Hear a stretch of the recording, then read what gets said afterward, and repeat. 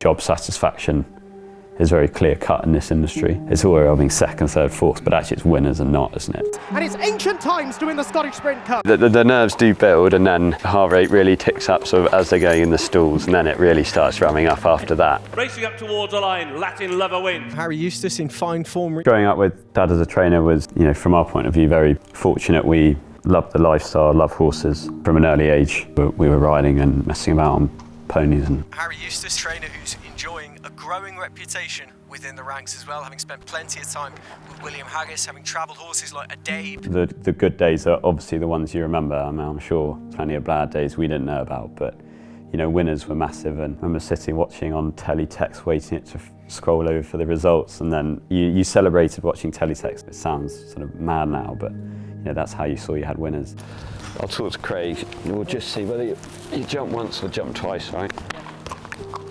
We were always passionate and involved, and it felt a very family business from an early age. School holidays, we were always working, and if we were at home, then we were working in the yard. And frankly, I'm glad we did. That's where our grounding, work ethic and handling of horses obviously started here, and then we just sort of grew on that. The first time riding a racehorse, there was no chance going back to a pony after that. It was the gymkhanas were out.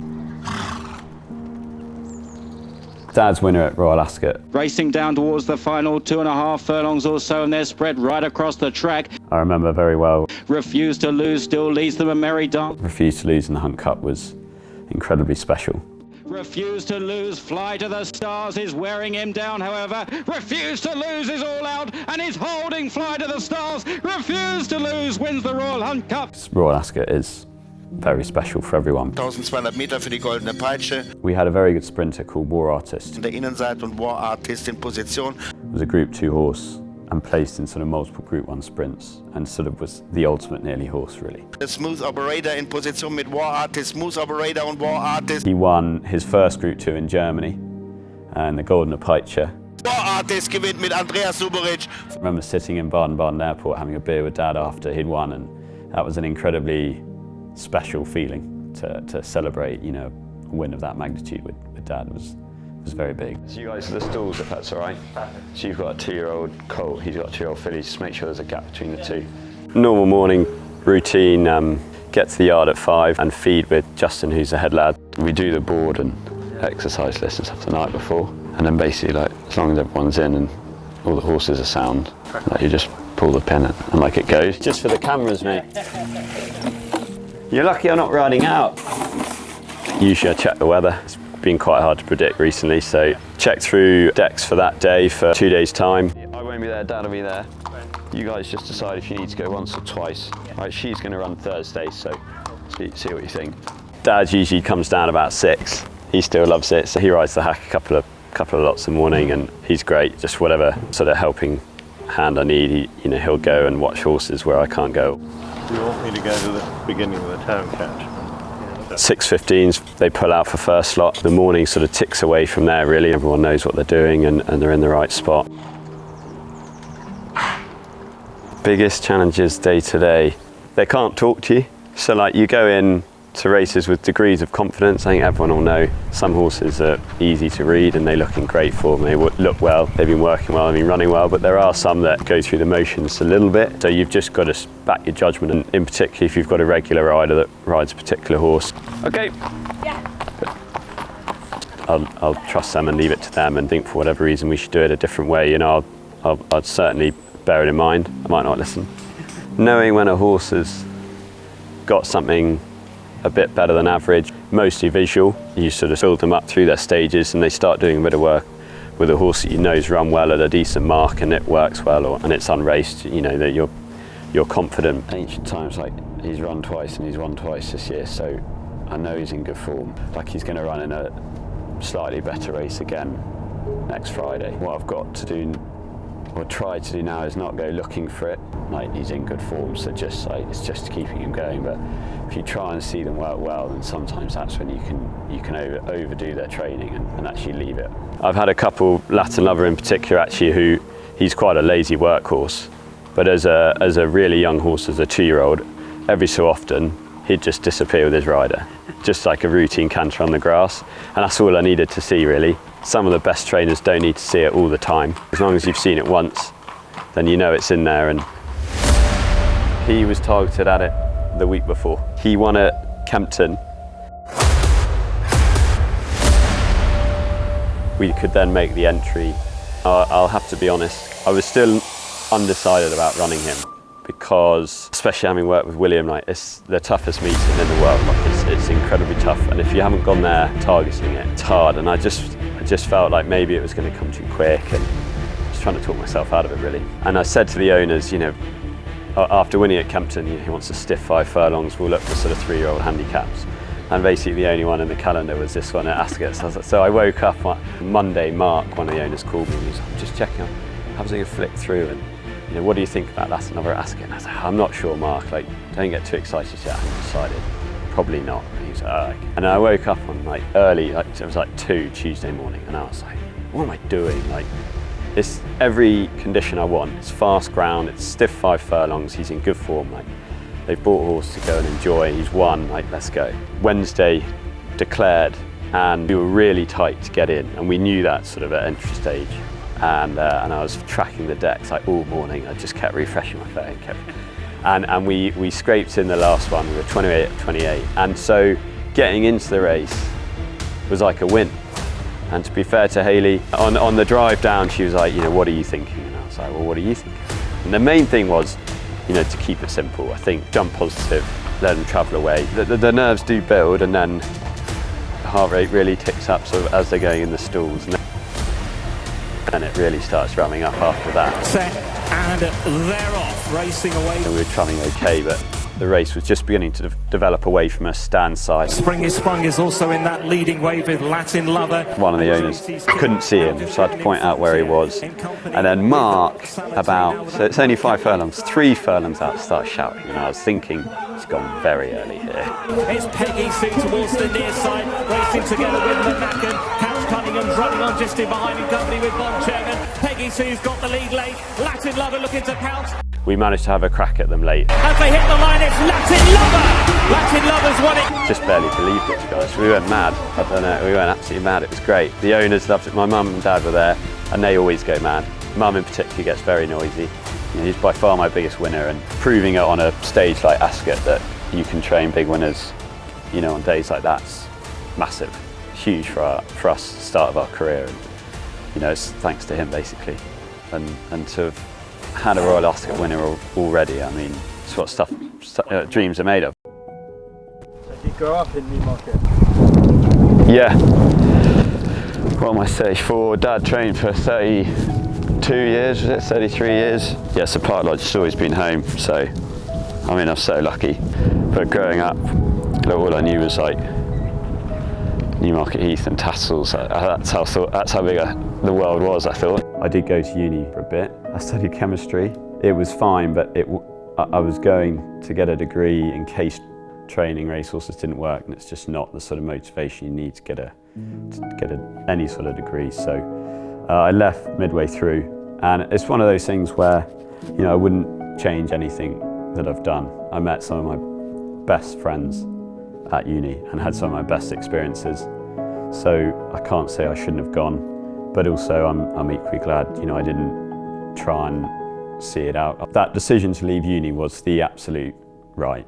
From now on, everything is all roads towards becoming a trainer, however long it takes. And so I went to Australia and got as far away as possible, yeah. Through John Ferguson, I got a job down in Australia. And actually I followed Charlie Fellows. So when I arrived, he'd just left. I stayed in, it was called the White House at Markdale for Lee and Anthony Friedman. And it was definitely a sarcastic name because it wasn't particularly nice, but it did the job. I remember it was Charlie's room, and funnily enough, I'd never met Charlie, but I read his birthday cards for about a year because they were just still up. So I just saw them there. And then I also worked for Paul Snowden, who was training for Godolphin at the time at Flemington. And actually I looked after Sepoy, and I'd got a role on the Irish National Stud course. It was brilliant because I'd only ever done racehorses, and it's such a big industry now, and it's so important to know every aspect that the breeding side of it I had very, very little experience in. I mean, I learned from day one to the very end, and you cover every aspect there. And John Osborne, who was running it at the time, was very good to me. From there I went to Jeremy Nazida, did 2 years there. That's where things like strike rate started coming into, placed his horses very well. Michael Haggas did a lot of his form. From Jeremy, I went to Christophe Clement in America, flew into Florida and did, I think all told, about 2.5 years with him in America. American racing is one of the things, if you haven't worked in it and you can't appreciate it, it looks horrific. And to some extent, I can still understand that, but the way they run their stables and the way their horses are looked after is absolutely second to none. I learned a huge amount, and Christophe himself is a phenomenal horseman. He'd make you look very stupid. We used to trot horses up after they'd galloped, and so he'd be messing about, and you just wouldn't be doing a very good job, and he'd take it off you, and it would just float up the road and float back, and he'd hand it to you, and then it'd kick off again. And you just felt so useless. Like, he just did that, not without meaning to, but he was just a very naturally gifted horseman, and so learned a huge amount with him. It was the first time I had sort of responsibility, and it was very much the decision-making was, the day-to-day decision-making was up to me, and luckily it went well, and some of them won, and so he carried on for a bit. And then I'd reached out to William about 6 months before, whenever you need an assistant, like that would be the sort of job I'd want to go back for if I left America. And so I started the week after Royal Ascot. Numbers-wise, that was obviously the biggest I'd worked with. And so between names of horses and names of staff and just a general routine, I didn't really have a handle on it. Like, it took at least 6 months, if not 12 months, before you properly know how your boss runs a yard, if not a bit longer, I don't know if I lean on my past trainers that much, but I lean on the experience that I learned with them. Experienced plenty, good and bad, and it's those experiences and those situations, that's the reason you go there. That's what you're learning from, really. William in particular, I could always lean on if I needed to. I mean, touch wood, I haven't had a situation where I've really thought, Christ, I need some help here. Yeah, lean spells or the cold list.